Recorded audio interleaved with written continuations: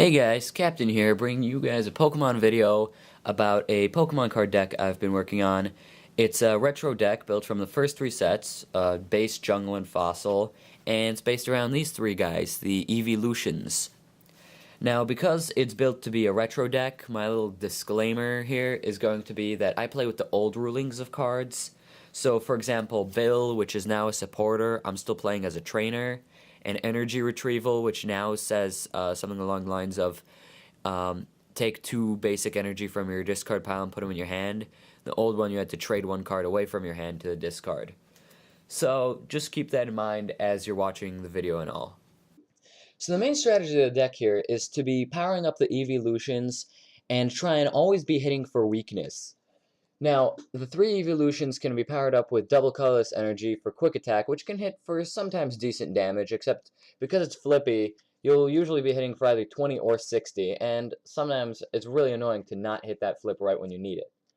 They also have other attacks that are more consistent and can deal a lot higher damage. For example, if you flip nicely with Jolteon, you can get up to 80. You can hit for 60 with Flareon, and you can hit for 50 with Vaporeon, and that's not even accounting for weakness yet. Most of the trainer engine for the deck is pretty standard. For example, you've got your Bills and your Professor Oaks, because quite frankly, those are just good for drawing cards. Especially Bill, because before it was a supporter, it was a great card.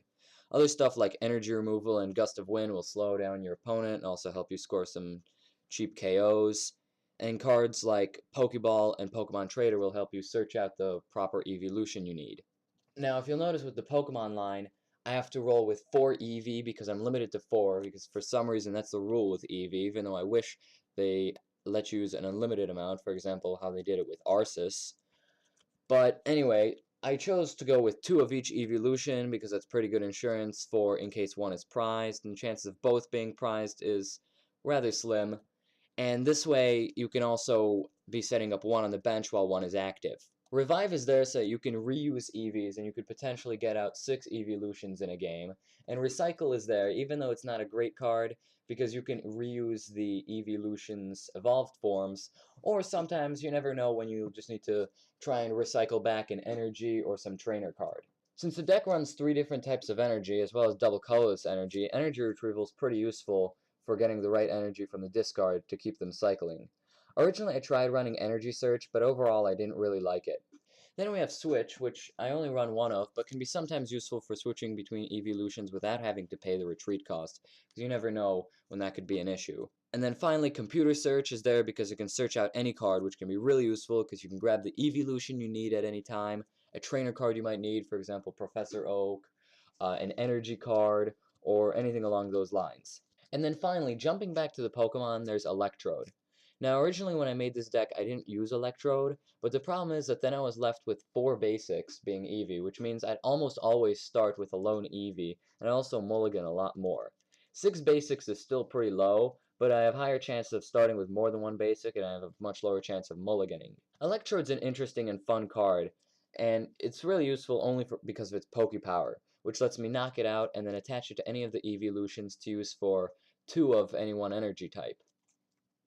In this way I can power up their attacks very quickly, but the problem is that I have to sacrifice Electrode and lose one prize. It's a shame that in the retro format we didn't have anything like Twins or even Black Belt, because those could be great combat cards that would combo well with Electrode. But still, I like to use Electrode because it can power up Pokemon quickly, raises my count of basics, and overall it's just a fun card. I should mention that this deck's not really meant to be competitive.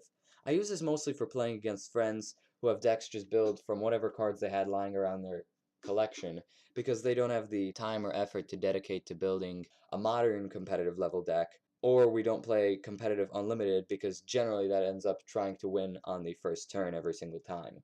As far as the top tier decks of the retro era, this probably wouldn't hold up too well either. Its biggest issue with decks like Haymaker would be Hitmonchan, because all it would take would be 1 fighting energy and a Hitmonchan to donk a Voltorb, or add a plus power into that and you'd be able to one-shot the Eevee. This again is where having a low basic count is not very good, because decks like Haymaker would just tear through this.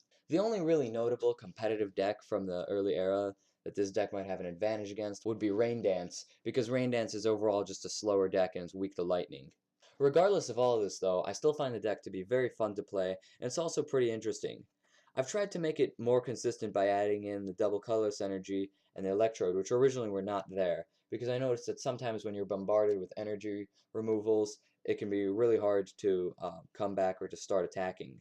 It's still frustrating when you don't quite get what you want with the deck, but overall, I found it to run pretty solidly. It's also pretty decent in the Pokemon trading card game for Game Boy, where I would run it again without the double colorless energy or the electrodes, where I basically just had in more trainers to boost consistency. Anyway, I guess that's about it then, guys. Hopefully you liked the video and you liked the deck. Now, in the future, I'd like to make more videos about decks like this.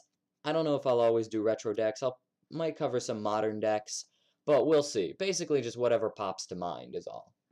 So anyway, if you like this video, please rate, comment, subscribe, send this to your friends, check out my other ones, and I will see you guys next time, probably with a LEGO video.